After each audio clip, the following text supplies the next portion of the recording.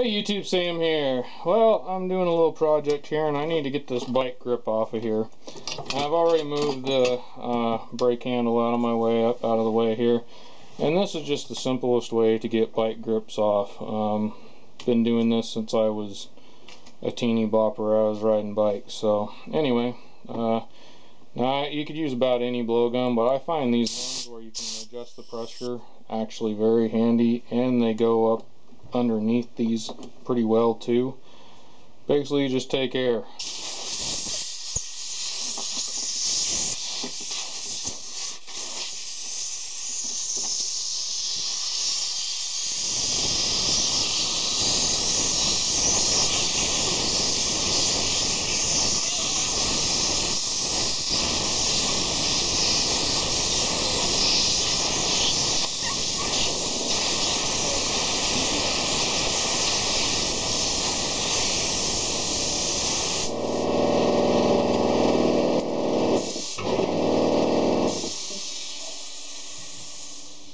Alright, I made that look harder than it really was because I'm trying to work around the camera. But anyway, it just blows them off real easy, and you can do that with any kind of handle you want.